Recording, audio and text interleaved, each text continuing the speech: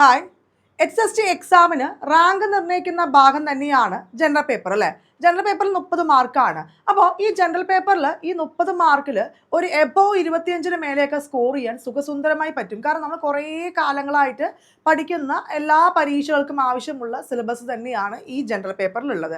അപ്പോൾ ജനറൽ പേപ്പറിൽ 30 mark score ചെയ്യാവുന്ന രീതിയിലുള്ള നമ്മുടെ പുതിയ ബാച്ച് ഈ വരുന്ന ഏപ്രിൽ 27-ാം തീയതി നമ്മുടെ എം സ്റ്റഡി സെൻറ്ററിൽ ആരംഭിക്കുകയാണ്. അപ്പോൾ അതിലെന്താണോ സിലബസ് അത് മാത്രം ഉൾപ്പെടുത്തിക്കൊണ്ടുള്ള ജനറൽ പേപ്പറുണ്ട്. കൂടാതെ ലൈവ് സെക്ഷൻസും ഈ കോഴ്സിൻ്റെ ഭാഗമായിട്ട് ലഭിക്കും. അപ്പോൾ ഡീറ്റെയിൽഡ് ആയിട്ട് പറഞ്ഞുതരാം. ജനറൽ പേപ്പറിൻ്റെ പുതിയ ബാച്ച് ഏപ്രിൽ 27-ാം തീയതി ആരംഭിക്കുകയാണ്.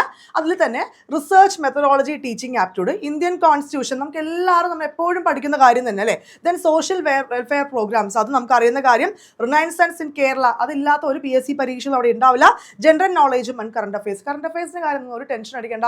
കറണ്ട് അഫയേഴ്സിൽ എയിംസിൻ്റെ ക്ലാസ്സുകൾ പറഞ്ഞാൽ അവിടെ സെറ്റാണ്. അപ്പോൾ അതെല്ലാം ഉൾപ്പെടുത്തിയിട്ടുള്ള ബാച്ചാണ് ഈ വരുന്ന ഏപ്രിൽ 27-ാം തീയതി ആരംഭിക്കുന്നത്. വെറും 799 രൂപ മാത്രമേ ഉള്ളൂ ഫീസ്. ആദ്യം ജോയിൻ ചെയ്യുന്ന 100 പേർക്കാണ് ഈ ഒരു അവസരം.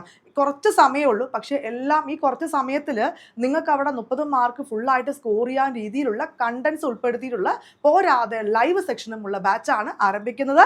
അപ്പോൾ നിങ്ങൾ ഫ്രണ്ട്സിനോട് കൂടി ഒന്ന് ഷെയർ ചെയ്യുക. അഡ്മിഷന് വേണ്ടി വിളിക്കേണ്ട നമ്പർ 9446537080.